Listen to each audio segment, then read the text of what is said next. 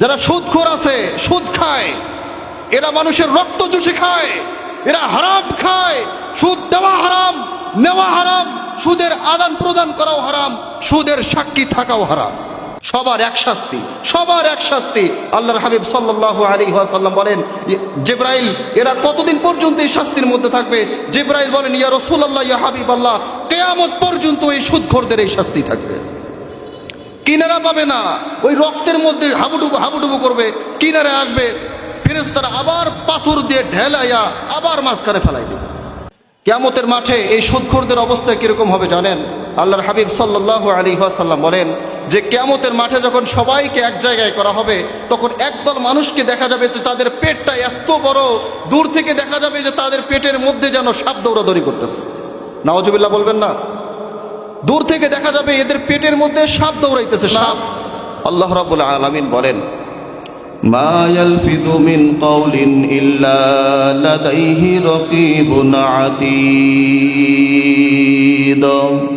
আল্লাহ রাব্বুল আলামিন বলেন, বান্দা, তোমার জবান দিয়ে তুমি যখন যা কিছু বলো, তুমি রাতের অন্ধকারে, যুবক ভাই, তুমি রাতের অন্ধকারে, ঠান্ডার দিন, ল্যাপের ভিতরে মোবাইলে কোন প্রেমিকার সঙ্গে কথা বলো, চাচা, রাতের অন্ধকারে নিজের স্ত্রী আছে, পরকীয়ায় লিপ্ত হয়ে গেছো, কার সাথে কথা বলো? আল্লাহ বলেন কি জানেন?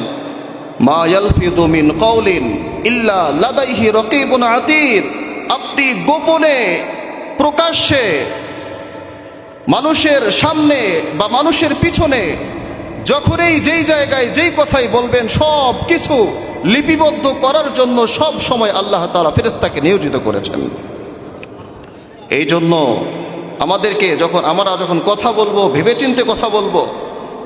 আমরা যখন জবান দিয়ে কোনো কিছু উচ্চারণ করব, ভেবেচিন্তে উচ্চারণ করব। আমার কথার দ্বারা কেউ কষ্ট পাচ্ছে কি পাচ্ছে না, আমার কথার দ্বারা কেউ আঘাত পাচ্ছে কি পাচ্ছে না, আমার কথার দ্বারা কারো মনে কোনো কষ্ট পৌঁছাইতেছে কি পৌঁছাইতেছে না, এগুলো লক্ষ্য করে কথা বলতে হবে। আল্লাহর হাবিব সাল্লাল্লাহু আলাইহি ওয়াসাল্লামের অসংখ্য সাহাবায়ে কেরাম রাদিয়াল্লাহু তাআলা আনহুম আল্লাহর হাবিব সাল্লাল্লাহু আলাইহি ওয়াসাল্লামের কাছে আসলেন। আল্লাহর হাবিব হযরত মুহাম্মদ সাল্লাল্লাহু আলাইহি ওয়াসাল্লামকে জিজ্ঞাসা করতেছেন, ইয়া রাসূলুল্লাহ, ইয়া হাবিবাল্লাহ, সব থেকে কোন ব্যক্তি গরিব, সব থেকে কোন ব্যক্তি মিসকিন? আল্লাহর হাবিব সাল্লাল্লাহু আলাইহি ওয়াসাল্লাম বলেন, জানো কি তোমরা কে মিসকিন? আল্লাহর হাবিব হযরত মুহাম্মদ সাল্লাল্লাহু আলাইহি ওয়াসাল্লাম বলেন, ওই ব্যক্তি সব থেকে বড় মিসকিন, সব থেকে বেশি মিসকিন ওই ব্যক্তি যে কিয়ামতের দিন বিশাল একটা নামাজের ভান্ডার নিয়ে আল্লাহর সামনে দাঁড়াবে, বিশাল রোজার ভান্ডার নিয়ে আল্লাহর সামনে দাঁড়াবে, বিশাল যাকাতের ভান্ডার নিয়ে আল্লাহর সামনে দাঁড়াবে, দানের ভান্ডার নিয়ে আল্লাহর সামনে দাঁড়াবে। কিন্তু ওই ব্যক্তির দান, ওই ব্যক্তির নামাজ, ওই ব্যক্তির রোজা, ওই ব্যক্তির ইবাদতগুলোকে, তার জবানটাকে হেফাজত না করার কারণে পৃথিবীতে থাকা অবস্থায় ওই ব্যক্তি জবান দ্বারা মানুষকে কষ্ট দিয়েছে। কিয়ামতের দিন তার আমলের থেকে ওই কষ্ট দেওয়া মানুষগুলোকে একটু একটু করে দিতে দিতে দিতে দিতে যখন আমল নামা শেষ হয়ে যাবে এবং এখনো পাওনাদার বাকি আছে, তাহলে ওই সময় ওই ব্যক্তির থেকে আর কোনো ব্যক্তি দরিদ্র এবং গরিব হইতে পারে না। আর কোনো ব্যক্তি দরিদ্র গরিব হবে না ওই সময়। আপনি দুনিয়াতে জমিনের আইল ঠেলা ঠেলে নিয়া কি করছিস, মোরে পেকে তুই 1 ইঞ্চি কাটছিস বেশি, আর মুই ছাড়ি দেন, ওটা 1 গোছা ধান হয় মোর, আর গোটায় লাইনে 1 মণ ধান হয়, আর মুই ছাড়ি দেন। জবান দ্বারা কষ্ট দিছেন, মারামারি লাগছে, কেস হয়ে গেছে। আপনি হজ করে আসছেন, যাকাত দিছেন, মসজিদ দিছেন, নিজেই একটা মসজিদ দিছেন, ইমাম সাহেবের সারা বছর বেতন চালাইছেন, ইমাম সাহেবের ফুল ফ্যামিলির খরচ আপনি বহন করেছেন। কাল কিয়ামতের দিন আল্লাহর সামনে এত বড় ইবাদতের ভান্ডার নিয়ে দাঁড়াবেন, কিন্তু ওই যে আপনি জবান দ্বারা কষ্ট দিলেন, ওই আপনার ইবাদত থেকে কাটে কাটে কাটে কাটে ওই ব্যক্তিদেরকে দিবে। সব আমল শেষ, এখনো ব্যক্তি বাকি, আপনি বাঁচার উপায় নাই। জবানের হেফাজত করার দরকার আছে না নাই? সবাই বলেন, জবানের হেফাজত করার দরকার আছে না নাই? আমরা সবাই জবানের হেফাজত করব তো ইনশাআল্লাহ? সবাই বলেন, করব তো ইনশাআল্লাহ? কে কে জবানের হেফাজত করবো? দুটি হাত তুলে আল্লাহ তাআলাকে দেখাই। আল্লাহ তাআলা কবুল করে, সকলে বলেন আমিন। সবাই একটা তাকবীর দেন তো দেখি, লিল্লাহে তাকবীর। আলহামদুলিল্লাহ। আপনাদের তাকবীরের আওয়াজে আশপাশে যদি কেউ ইসলাম বিরোধী দল থাকে, বা ইসলামের যদি কোনো শত্রু থাকে ওয়ার সামনে আসার সাহস পাবে না। আলহামদুলিল্লাহ। আবার হবে, আবার হবে। দেন নারায়ে তাকবীর, লিল্লাহে তাকবীর। আলহামদুলিল্লাহ। মুআজ্জাজ হাজিরিন,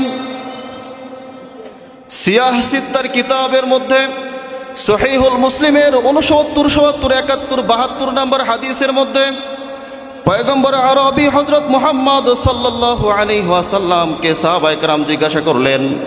হযরত জাবের রাদিয়াল্লাহু তাআলা আনহু থেকে বর্ণিত, আল্লাহর হাবিব হযরত মুহাম্মদ সাল্লাল্লাহু আলাইহি ওয়াসাল্লামকে বলেন, সামিউতু রাসূলুল্লাহি সাল্লাল্লাহু আলাইহি ওয়াসাল্লাম আল মুসলিমু মান সালিমাল মুসলিমুনা মিন লিসানিহি ওয়া ইয়াদিহি।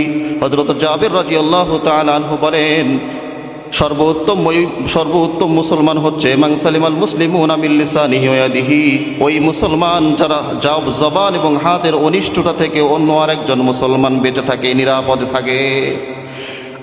আমরা সবাই দাবি করি যে আমি মুসলমান, আমরা সবাই দাবি করি যে আমি মুসলমান। আমার ভাই মুসলমান, গরুর পেট থেকে যেমন গরু বের হয়, আমরাও মুসলমানের পেট থেকে বের হয়েছি, আমরাও মুসলমান, জন্মসূত্রে মুসলমান।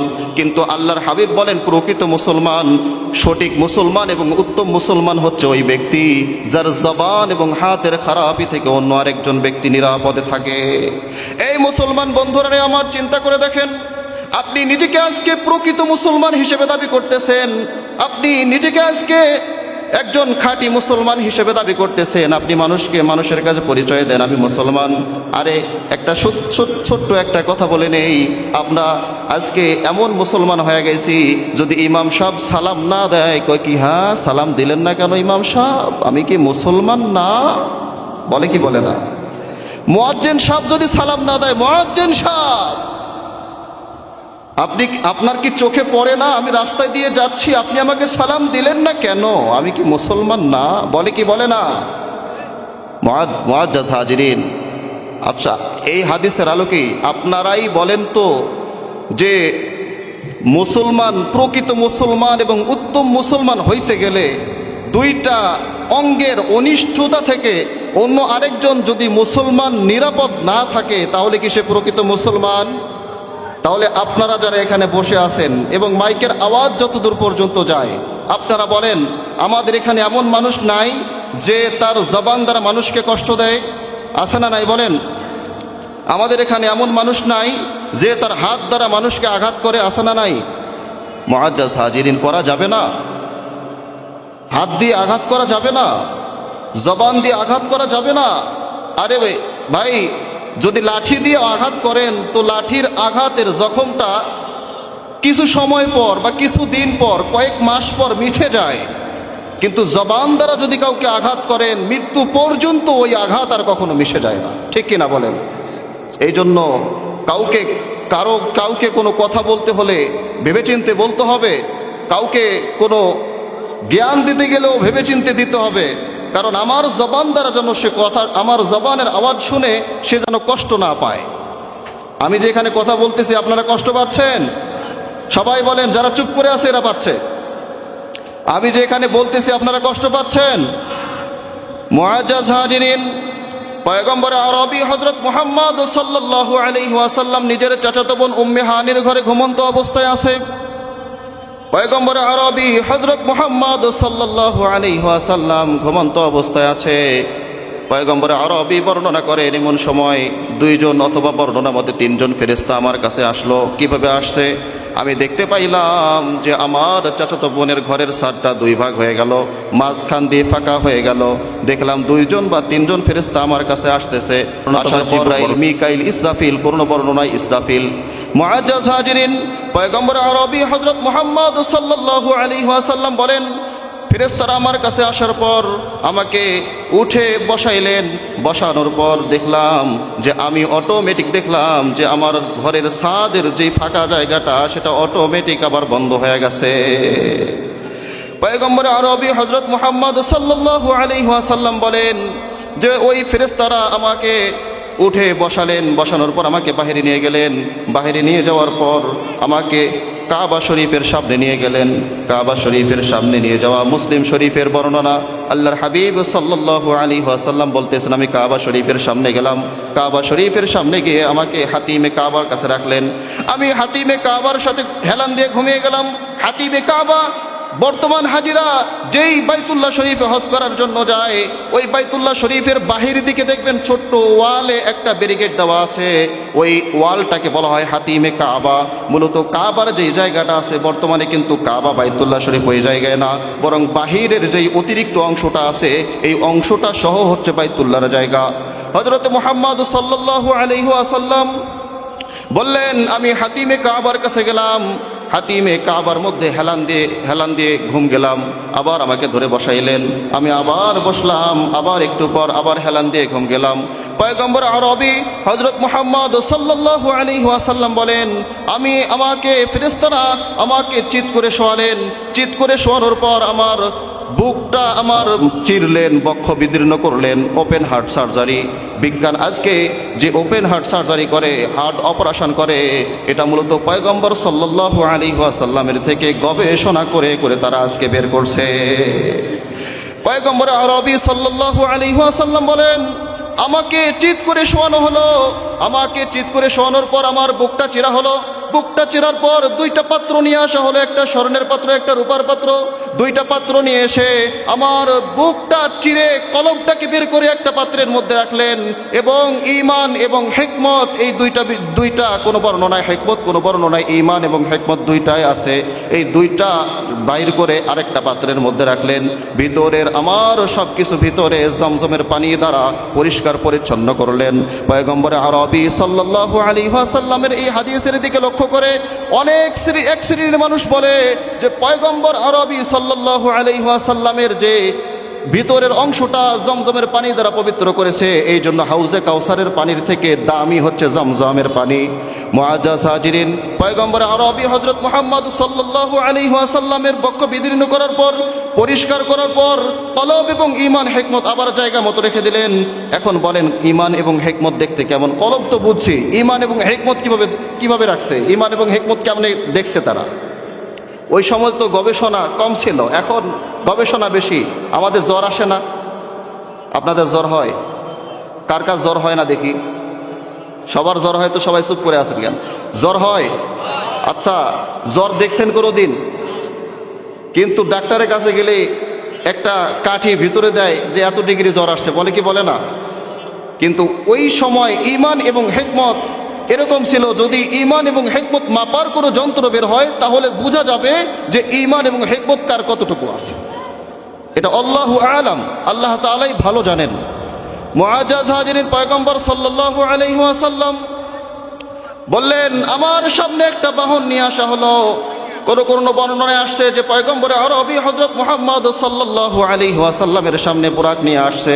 আচ্ছা, বুরাক বারিকুন থেকে মুশতাক, বারিকুন আবার বারকুন থেকে মুশতাক। যদি বারকুন থেকে হয় তাহলে বুরাক শব্দের অর্থ হচ্ছে বিদ্যুৎ। বিদ্যুৎ যেমন চোখের পলকে কোটি কোটি মাইল দূর পর্যন্ত চলে যায়, ঠিক ওই বুরাকটাও চোখের পলকে এরকম কোটি কোটি মাইল দূরে চলে যায়। পয়গম্বর আরবি সাল্লাল্লাহু আলাইহি ওয়াসাল্লাম বললেন, আমাকে মাঝখানে বসানো হলো। আমার সামনে জিবরাইল, আমার পিছনে ইসরাফিল, মিকাইল। আমাকে বুরাকের উপরে সওয়ার করে নিয়ে যাওয়া হলো। আমি দেখতে পেলাম যে বুরাক যখন আসমানের দিকে উপরে উঠতেছে, তখন দেখলাম যে একটু উপরে যখন উঠতেছে, ধীরে ধীরে বুরাকের পাগুলো নিজের কাছে গুটিয়ে নেয়।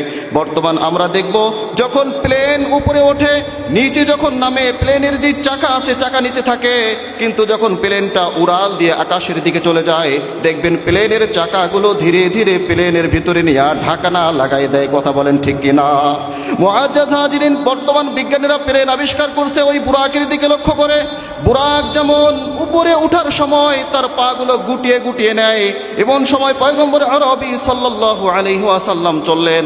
চলতে চলতে একটা নিচে জিবরাইল বললেন, ইয়া রাসূলুল্লাহ, ইয়া হাবিবাল্লাহ, নিচের দিকে তাকান। পয়গম্বর আরবি হযরত মুহাম্মদ সাল্লাল্লাহু আলাইহি ওয়াসাল্লাম নিচের দিকে তাকালেন, দেখতে পেলেন একটা সাদা জমিন। আল্লাহর হাবিব সাল্লাল্লাহু আলাইহি ওয়াসাল্লাম জিজ্ঞাসা করলেন, জিবরাইল এটা কোন জমিন? পয়গম্বর আরবি সাল্লাল্লাহু আলাইহি ওয়াসাল্লামকে বলা হলো, ইয়া রাসূলুল্লাহ সাল্লা হুনাকা রাকাতাইন, আপনি ওই জমিনের মধ্যে না 2 রাকাত নামাজ আদায় করেন, এটা হচ্ছে ওই জমিন, এটার নাম বর্তমান হচ্ছে ইয়াসরিব। আপনি যখন মক্কা থেকে মদিনায়, মক্কা থেকে হিজরত করে আসবেন, আপনি যেই জমিনে হিজরত করে আসবেন এইটা হচ্ছে ওই জমিন, আপনার হিজরত করার পর এই জমিনটার নাম হয়ে যাবে সোনার মদিনা। সুবহানাল্লাহ পারে যা বললেন, ল্যাপের তলে ঢুকবেন আর সুবহানাল্লাহ বলবেন। মুআজ্জাজ হাজিরিন, পয়গম্বর আরবি হযরত মুহাম্মদ মুস্তাফা সাল্লাল্লাহু আলাইহি ওয়াসাল্লাম সেখানে 2 রাকাত নামাজ পড়লেন, আবার রওনা হলেন। সামনে গিয়ে দেখে একটা পাহাড়। জিবরাইল বললেন, ইয়া রাসূলুল্লাহ আপনি ওই পাহাড়ের উপরে 2 রাকাত নামাজ পড়েন। জিবরাইল আমিনের জিজ্ঞাসা করার পর পয়গম্বর আরবি বললেন, এটা কোন পাহাড়? জিবরাইল বললেন, এটা হচ্ছে তুর পাহাড়, যেখানে মূসা আলাইহিস সালাতু ওয়াস সালাম সরাসরি আল্লাহর সঙ্গে সাক্ষাৎ করেছেন, কথা বলেছেন। বলেন সুবহানাল্লাহ। মুআজ্জাজ হাজিরিন, পয়গম্বর আরবি হযরত মুহাম্মদ সাল্লাল্লাহু আলাইহি ওয়াসাল্লাম চললেন। সামনে দেখলেন যে একটা রাস্তার এক সাইডে একটা বয়স্ক বৃদ্ধা মানুষ দাঁড়ায় আছে না নাই? বর্তমানে বয়স্ক মানুষ আছে না নাই? দেখতে পেলেন যে একটা বৃদ্ধা মানুষ দাঁড়ায় আছে। একটু আগাইলেন, বৃদ্ধাটা ডাক দেয়, মুহাম্মদ আরবি লক্ষ্য করলেন না, একটু আগায় দেখলেন যে একটা বুড়ি, থুলথুরি বুড়ি, একেবারেই বুড়ি, কমজোর একটা মহিলা দাঁড়ায় আছে। একটু গেলেন, দেখলেন যে একটা সুন্দরী, একেবারে যুবতী একটা মহিলা দাঁড়ায় আছে। পয়গম্বর সাল্লাল্লাহু আলাইহি ওয়াসাল্লাম সামনে গেলেন। যাওয়ার পর পয়গম্বর আরবি হযরত মুহাম্মদ সাল্লাল্লাহু আলাইহি ওয়াসাল্লাম দেখলেন, জিবরাইল আমিনকে জিজ্ঞাসা করলেন, জিবরাইল এই বুড়াটাকে এবং ওই বুড়িটাকে এবং ওই যুবতী মহিলাটাকে?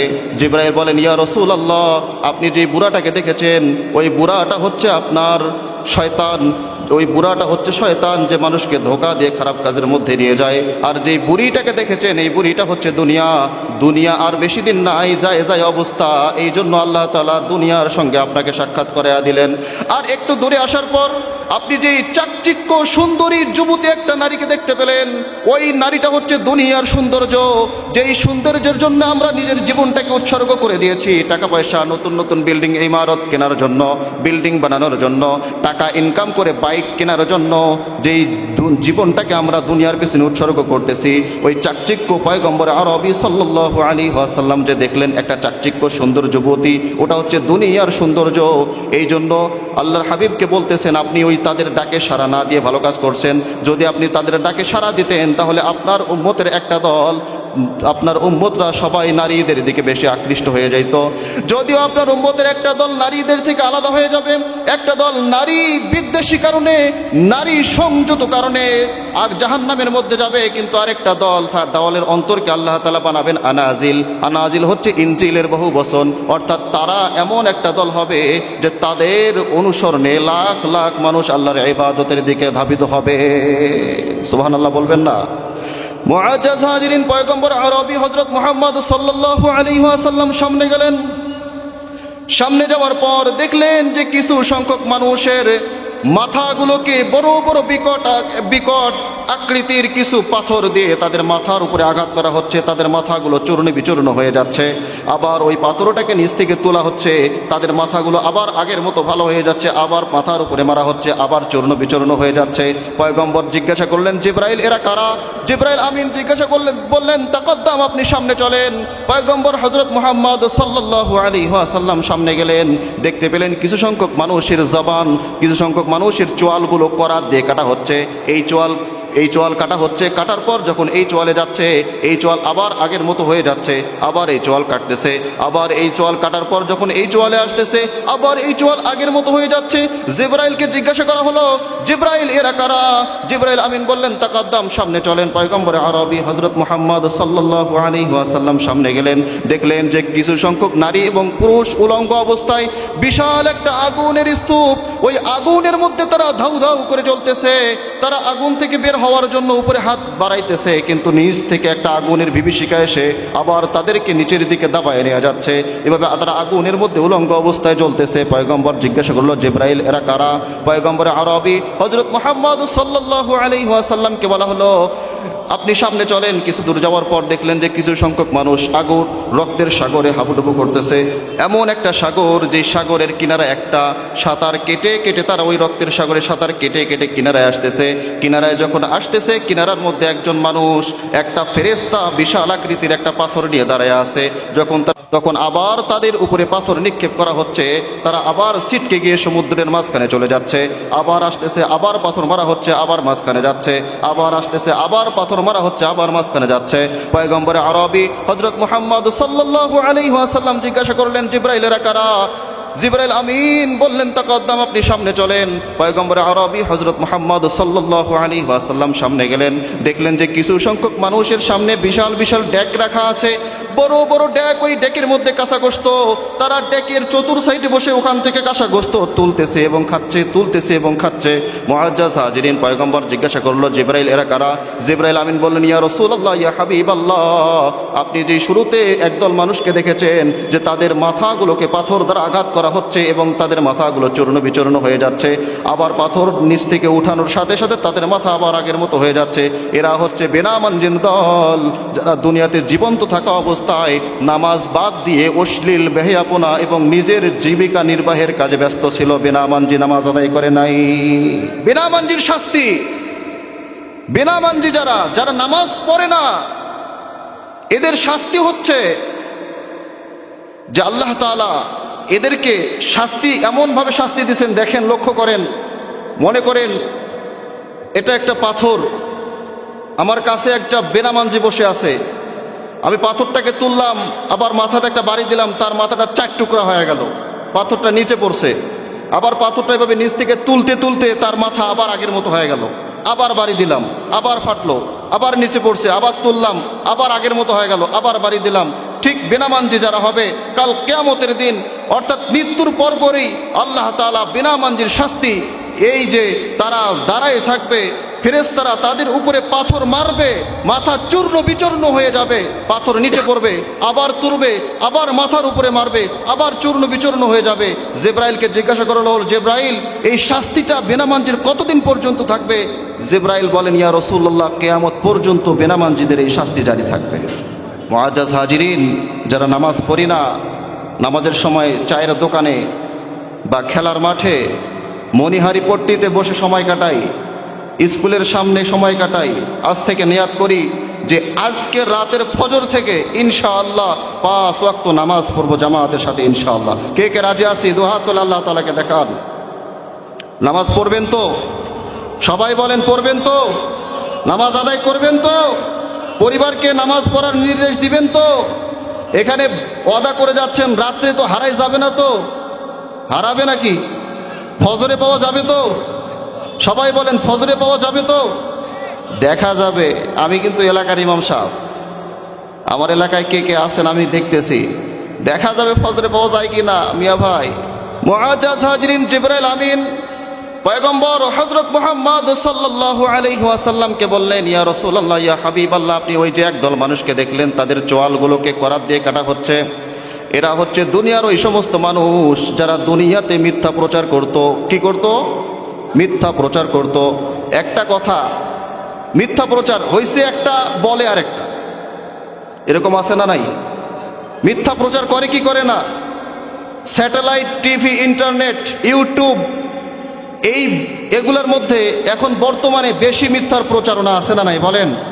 বিশেষ করে হলুদ মিডিয়ারা, ওলামায়ে কেরাম পুরা বয়ানের মধ্যে একটা বলে, মাঝখানে উদাহরণ দিতে গিয়া অন্য আরেকটা বিষয় নিয়ে আসে। এই মিডিয়াগুলা কাটছাট করে ওই যে উদাহরণ দিল, বাইরের বিষয়টা নিয়ে আসি, ওইটা মানুষের সামনে প্রচার করে আর বাকিগুলা করে। এরকম করে কি করে না বলেন? সবাই বলেন না কেন? মুআজ্জাজ হাজিরিন, মিথ্যা প্রচার করা যাবে না। মিথ্যা প্রচার করলে কিয়ামতের দিন এই শাস্তি, এই চোয়ালটা করাত দিয়ে কাটা হবে। সহিহ মুসলিমের বর্ণনা, প্রথম খণ্ড সহিহ মুসলিমের বর্ণনা, আপনারা খুঁজে নেবেন।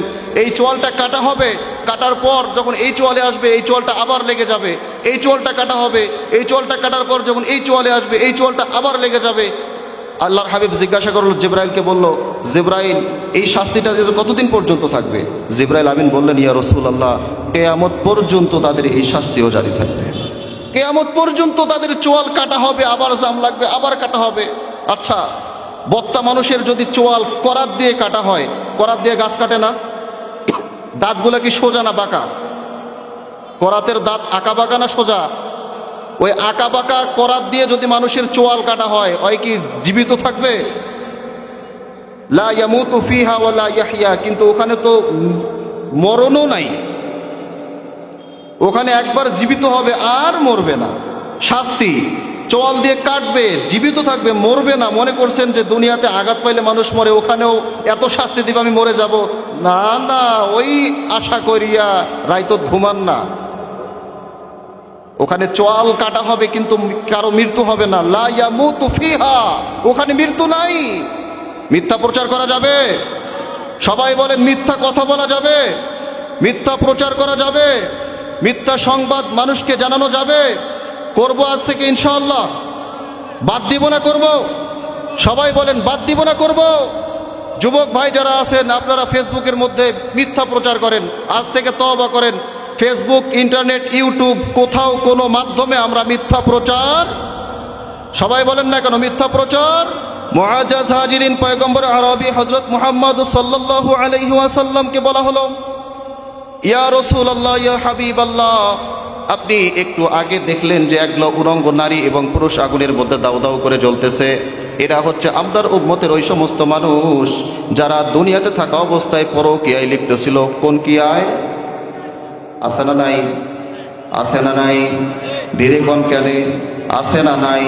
নিজের ঘরে স্ত্রী থাকা সত্ত্বেও অন্যের স্ত্রীর দিকে নজর আছে না নাই? মেন কথা, মেন জায়গা হাত দিছি বাহে। এই জন্য কাহো মন খারাপ করেন না। ফির এই যে পরকীয়া বর্তমানে সমাজে এত বেশি, যার মানে বলে শেষ করা যাবে না। দেখতে খুবই ভদ্র, পরকীয়া আসক্ত, আছে না নাই? খুবই। এখন তো ইউটিউব, ফেসবুকে দেখা যায় যে মামি ভাগিনা পরকীয়া, মামি খালা ভাগিনের পরকীয়া।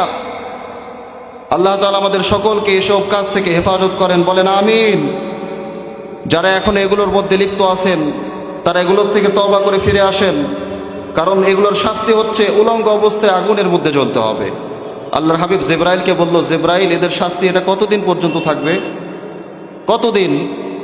জিবরাইল বলেন, ইয়া রাসূলুল্লাহ, কিয়ামত পর্যন্ত তারা এই শাস্তির মধ্যে থাকবে। মুআজ্জাজ হাজিরিন, পয়গম্বর আরবি হযরত মুহাম্মদ সাল্লাল্লাহু আলাইহি ওয়াসাল্লাম যখন জিজ্ঞাসা করলেন, জিবরাইল আমিন বলতেছেন, ইয়া রাসূলুল্লাহ, ইয়া হাবিবাল্লাহ, আপনি একটু দূর আসার পর ওই যে দেখলেন একদল মানুষ রক্তের সাগরে হাবুডাবু খাচ্ছে, সাঁতার কেটে আবার কিনারায় আসতেছে, আবার একদল উপর থেকে পাথর মারতেছে, আবার রক্তের সাগরের মাঝখানে যাচ্ছে। এরা হচ্ছে আপনার উম্মতের ওই সমস্ত মানুষ যারা দুনিয়াতে থাকা অবস্থায় মানুষের রক্ত চুষে চুষে খেয়েছে। রক্ত চোষার দল, বুঝছেন? রক্ত চোষা সুদখোর। কি খোর? কথা বলেন না কেন? কি খোর? আছে না নাই? ভয় করেন নাকি আপনারা? যারা সুদখোর আছে, সুদ খায়, এরা মানুষের রক্ত চুষে খায়, এরা হারাম খায়। সুদ দেওয়া হারাম, নেওয়া হারাম, সুদের আদান প্রদান করাও হারাম, সুদের সাক্ষী থাকাও হারাম। সবার এক শাস্তি, সবার এক শাস্তি। আল্লাহর হাবিব সাল্লাল্লাহু আলাইহি ওয়াসাল্লাম বলেন, জিবরাইল, এরা কতদিন পর্যন্ত এই শাস্তির মধ্যে থাকবে? জিবরাইল বলেন, ইয়া রাসূলুল্লাহ, ইয়া হাবিবাল্লাহ, কিয়ামত পর্যন্ত এই সুদখোরদের এই শাস্তি থাকবে। কিনারা পাবে না, ওই রক্তের মধ্যে হাবুডুবু হাবুডুবু করবে, কিনারে আসবে, ফেরেশতারা আবার পাথর দিয়ে ঢেলাইয়া আবার মাঝখানে ফেলাই দেবে।